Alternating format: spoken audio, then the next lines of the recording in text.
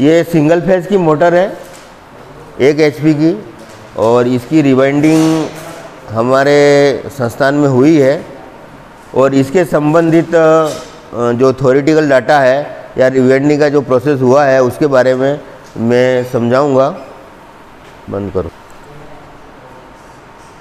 Single phase motor ये है, ये मोटर जिसमें कैपेसिटर हाई कैपेसिटी का 80 से 100 माइक्रोफेरेड सेंट्रीफ्यूगल स्विच वाली मोटर है और ड्रिलिंग मशीन की मोटर है। इसमें 2 तरह की वाइंडिंग है, एक रनिंग वाइंडिंग है, एक स्टार्टिंग वाइंडिंग है। ये मोटर जल गई थी, तो ये मोटर 1 HP की है, 6 एम्पियर है, 2 पोल में बांधने की है और 2880 इसके RPM है। तो इसके अंदर जो स्लॉट की संख्या है वो 36 है, और जब हमने इसको काट करके इसका वायर निकाला तो वायर गेज रनिंग का 21 गेज का है और स्टार्टिंग का 23 गेज का है। इसके अंदर जब हमने इसके डाटा मालूम किए तो ये concentric wind 7 coil concentric winding, बीच में 4 स्लॉट खाली है। तो इस तरह से ये दो सेट रनिंग के हैं और 2 सेट स्टार्टिंग के हैं। अब ये कैसे स्थिति इसमें बैठती है 7 कॉइल की, वो इस तरह से है कि हर सेट में 1 से 18, फिर उसके बाद 2 से 17, फिर 3 से 16, फिर 4 से 15, फिर 5 से 14, फिर 6 से 13, फिर 7 से 12, ये 1 से 18, फिर 2 से 17, ये इस तरह से क्रमशः ये 7 कोयले इस तरह पड़ी हुई है। इसके बाद ये 1 से 18 का लेंगे और 7 दूनी 14, और उसके बाद 4 स्लॉट बीच में खाली रह जाते हैं, 1 2 3 4। तो ऐसे 4 सेट बनते हैं, 2 रनिंग के हैं और 2 स्टार्टिंग के, वो हमको स्टेटर के अंदर डालने हैं।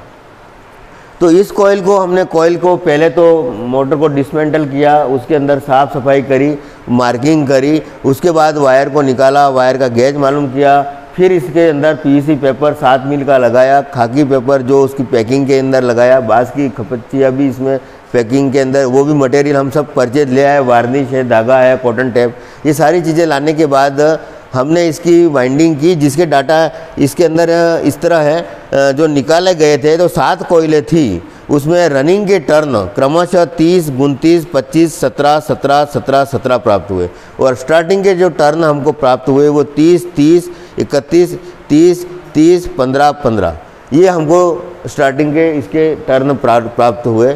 और ये 7 कोयले 2 स्टार्टिंग के सेट हैं और 2 रनिंग के सेट हैं। तो इस तरह से इस मोटर को हमने पूरी वाइंड कर दी है। हमारे विशेषज्ञ थे दूसरे अनुदेशक, जिनका वाइंडिंग का काफ़ी अनुभव है, उन्होंने इसको वाइंडिंग को करने में बहुत सहयोग दिया। तो ये क्योंकि उनका पास अनुभव के आधार पे उनको काफ़ी अनुभव था, तो उनका आधार कोयले बिठाने में। तो इस तरह से इसमें क्या है कि 7 कोयलों का सेट बनता है जो किसी रोड के ऊपर बना लिया गया, और इस तरह से ये कोयले फिट की गई, जिसमें नीचे से फर्स्ट छोटे पीच वाली कोयल पहले डालेंगे, उसके बाद दूसरी, इसके बाद तीसरी, इसके बाद चौथी, इसके बाद 5वीं, इसके बाद 6ठी, इसके बाद 7वीं। और सबसे जो कम पीच वाली जो फर्स्ट कोयल है उससे एक टर्मिनल स्टार्टिंग का निकला, और लास्ट कोयल है उससे एक टर्मिनल एंड का निकला। तो इस तरह से जब हम कोयल साथ लेते हैं तो उसमें जो कनेक्शन है वो सीरीज़ कनेक्शन है, और सीरीज़ कनेक्शन होते हैं स्टार्ट और एंड। जब एंड का टर्मिनल स्टार्ट से जोड़ दिया जाता है तो वो सीरीज़ कनेक्शन हो जाता है।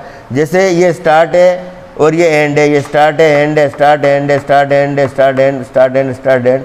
तो end start, end start, end start, end start, end start, end start, इस तरह से एक स्टार्ट का टर्मिनल निकल गया, एक एंड का टर्मिनल, और इसकी एक इक्विवेलेंट कॉइल बनाओ तो ये सिंगल कॉइल स्टार्ट और एंड में प्राप्त हो जाती है। और इस तरह के 2 रनिंग के सेट और 2 स्टार्टिंग के सेट इसके ऊपर आएंगे। पहले रनिंग की कॉइल बैठेगी और उसके बाद स्टार्टिंग की कॉइल बैठेगी। इसके पहले हम मोटर को पूरी तरह से स्टेटर को तैयार कर लिया, साफ़ सफाई की, इसके जो स्लॉटों के अंदर PVC इंसुलेशन बिठा लिया, और इसके बाद हमने कोयले दोनों रनिंग की तैयार की, उसको हमने फिट करी, और फिट करने के लिए छोटे से बढ़ते हुए क्रम में हमने इसको 7 कोयलों को बिठाया, और उसके बाद इसी पीच में स्टार्टिंग के दोनों सेट बिठाए, कोयलों को फिर व्यवस्थित सेटिंग करके जो लेदराइट पेपर को रखते हुए इसको कॉटन टेप में बांध करके उसके टर्मिनल 4 बाहर निकाले हैं। वो इस तरह से हुआ कि इक्विवेलेंट कोयल 4 है, 2 रनिंग की है, 2 स्टार्टिंग की है।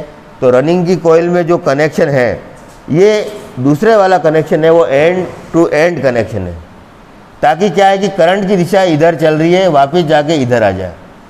जैसे ये स्टार्टिंग के 2 सेट है तो उसमें एंड टू एंड कनेक्शन है। जैसे करंट की दिशा इधर से, करंट की जो दिशा यहाँ से चल रही है ऐसे है, और यहाँ जा कर के ये ऐसे उल्टी हो जाए, यानी ये पोल है वो एन एस पोलों का क्रम बदल जाना चाहिए। तो किसी कहीं से भी लो, ये स्टार्टिंग का जैसे है तो हमने यहाँ से ले लिया, रनिंग का इधर से ले लिया, तो ये करंट गई, इधर से आई वापस ये उल्टी हो गई, ये इधर है, ये इधर है, ये इधर है। तो इस तरह से 4 पोल बनते हैं। जो मतलब पोल का सीक्वेंस बदलता है, 4 पोल नहीं बनते। पोल का सीक्वेंस जो दोनों कोयलों का है NS बनना चाहिए। अब इसमें एक बहुत समझने वाली बात यह है कि सिंगल फेज मोटर वास्तव में कोई सिंगल फेज मोटर नहीं होती, वो 2 फेज की मोटर के रूप में बांधी जाती है, और इसकी क्रिया को एक फेज ही की वाइंडिंग की जाए तो मोटर किधर भी नहीं घूमेगी, उसमें अल्टरनेटिंग टॉर्क बनेगा ना, इधर एक तरफ इधर जाएगा, एक तरफ इधर जाएगा, मोटर घूमेगी नहीं। इसलिए एक फेज की वाइंडिंग को हमने 2 भागों में तोड़ देना पड़ता है, और इसको हम स्पिल्ड फेज कहते हैं। और ये क्रिया यहाँ पे आप आसानी से समझ सकते हैं कि हमारे 4 स्लॉट जो बीच में खाली पड़े, प्रत्येक सेट 2 रनिंग के सेट में 4-4 स्लॉट खाली थे, उसमें स्टार्टिंग वाइंडिंग डालने के लिए ये 2 सेट इधर और 2 सेट इधर 90 डिग्री पे ये single phase winding spilled phasing होती है। 90 डिग्री पे स्टार्टिंग वाइंडिंग है वो रनिंग से 90 डिग्री पे होती है, इसलिए 2 स्लॉट इधर और 2 स्लॉट इधर, इसको हम स्पिल्ड फेजिंग कहते हैं। तो ये सिंगल फेज मोटर को 2 फेज बना करके हमको वाइंड करना पड़ता है। वास्तव में वो सिंगल फेज मोटर है, मगर एक फेज की वाइंडिंग से मोटर चलेगी नहीं, इसलिए हमको 2 तरह की वाइंडिंग करनी पड़ती है। एक स्टार्टिंग होती है, एक रनिंग होती है, और दोनों वाइंडिंग के बीच में एंगल 90 डिग्री का होता है। और दूसरी चीज़ इसमें यह है कि ये 7 कॉइल कंसेंट्रिक वाइंडिंग, बीच में 4 स्लॉट खाली है, उसमें 2-2 स्लॉट का स्प्लिट फेजिंग हो गया। और ये जो 2 सेट रनिंग के, प्रति सेट 7 कोयले हैं, तो रनिंग की कोयल 14 हो गई। 2 सेट स्टार्टिंग के, प्रति सेट 7 कोयल है, तो स्टार्टिंग के जो सेट हुए 14 कोयल होगी। इस तरह से टोटल 28 कोयले हैं, और एक कोयल में 2 साइड होती है, तो टोटल 56 साइड्स हैं। अब हमारे सामने ये स्थिति आती है कि इसमें इस स्लॉट के अंदर सिंगल लेयर कोयले कितनी और डबल लेयर कोयल कितनी। या सिंगल लेयर से मतलब ये है कि जिस स्लॉट में कोयल की एक ही साइड होती है उसको सिंगल लेयर कहते हैं, और जिस स्लॉट में कोयल की 2 साइडें होती है उसको डबल लेयर कहते हैं। तो सिंगल लेयर कोयल की बात करेंगे तो रनिंग के 2 सेट है तो 4 कोयले हुई, स्टार्टिंग के 2 सेट है तो 4 कोयले हुई, इस तरह 8 कोयले हुई। और ये सिंगल लेयर में है तो इनके स्लॉट 16 हो गए। हमारे पास 36 स्लॉट है, 16 स्लॉट माइनस कर दे तो 20 स्लॉट बचे। अब डबल लेयर कोयले जो की बात करते हैं तो हमारे पास 2 मतलब टोटल 14 में से 4 कोयले निकल गई, 10 रनिंग की रही, 10 स्टार्टिंग रही, टोटल 20 कोयले रही। ये डबल लेयर में आएगी, और डबल लेयर का मतलब ये होता है कि एक स्लॉट में कोयल की 2 साइड आएगी, तो स्लॉट भी 20 चाहिए, तो 20 स्लॉट ही हमारे पास बचे हुए। इस तरह से ये वाइंडिंग का पूरा सिस्टम पूरा हो जाता है। इसको कंसेंट्रिक वाइंडिंग कहते हैं। कंसेंट्रिक का मतलब ये होता है कि एक के अंदर दूसरी कोयल पड़ी हुई, दूसरी में फिर तीसरी, और सबका केंद्र बिंदु एक ही होता है, उसको हम कंसेंट्रिक बोलते हैं। तो ये सिंगल फेज की जो वाइंडिंग होती है जनरली 1 HP की और बड़ी ड्रिल की, चक्की की, ये सभी उसके अंदर जो वाइंडिंग होती है वो कंसेंट्रिक वाइंडिंग होती है। और वायर गेज उसका यहाँ पर हमारे पास 21 और 23 का प्राप्त हुआ है। इसका फाइनल कनेक्शन अब आप करे हुए तो ये रनिंग की वाइंडिंग है, ये स्टार्टिंग की वाइंडिंग है, ये आपका कंडेंसर है, ये सेंट्रीफ्यूगल स्विच है। सेंट्रीफ्यूगल स्विच का काम ये है कि मोटर की स्पीड जैसे ही आप ऑन करोगे 70% आ जाए, उसके बाद ये स्विच खुल जाएगा, तो ये पूरा लाइन आपका सर्किट से पृथक हो जाएगी और मोटर सिर्फ फिर रनिंग वाइंडिंग पे ही चलेगी। फिर वो एक फेज होगी, एक फेज की तरह एक ही फेज वाइंडिंग में चलेगी। अगर आप डायरेक्ट चलाना चाहोगे तो नहीं चलेगी। ठीक है, तो ये इस तरह से ये पूरी वाइंडिंग का हमने कार्य सामने लो उधर वो जो पूरा कर लिया है। मोटर में वार्निश पिला करके उसको सुखाने के लिए रखा है, और उधर पे उसका रोटर वाला सिस्टम उधर इधर तो ये वाइंडिंग पूरी करने के बाद इसकी वाइंडिंग को हम सुखा रहे हैं।